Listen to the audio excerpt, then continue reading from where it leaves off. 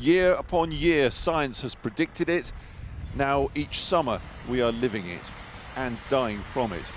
This is Greece. European health researchers found last week over 61,000 Europeans were killed by extreme heat last summer. Temperatures may well be higher for longer this summer. From the air, the charred acres of climate crisis across southern Europe.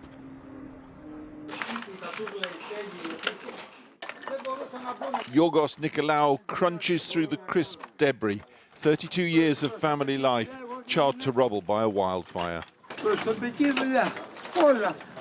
He says we built all of this with his wife, everything you see here.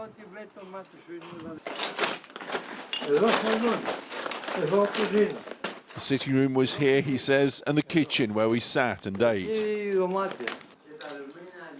Yorgos is 89 years old. He and his wife Anna say the only clothes they have are the ones they're wearing. Greece, Spain, there are wildfires in Italy, France, and now here in Switzerland. For now, the situation is calm, but if the wind changes, there is a risk that the fire will continue to spread and we'll see fires and flames again. These are not your normal weather systems of the past. They have arrived as a consequence of climate change. It will continue, and it will continue for some time. A year ago, a record 40.3 Celsius in the UK. Houses in East London go up in smoke. Protection from this must begin at home.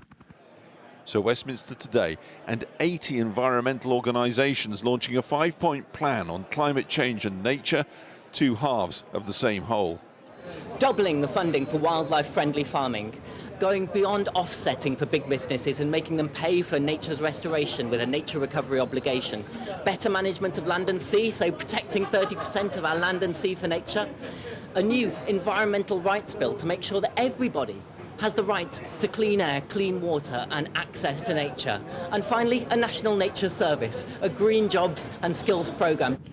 Yesterday, the government launched its response to the climate crisis, widely dismissed by scientists, campaigners and the opposition as too little too late. We know that our summers are going to get hotter and drier and that our winters will get wetter and windier.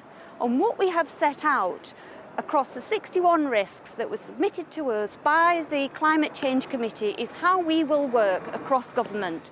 But her audience today, campaigners with millions of members, voters, and many, like the government's own advisers, think the government from Rishi Sunak down still doesn't take the crisis seriously enough. What really matters now, of course, are two stages. To what extent the political parties put these proposals into their election manifestos, and to what extent the new elected government puts them into action. And as our continent swelters, that issue will only grow at the ballot box, both here and across mainland Europe.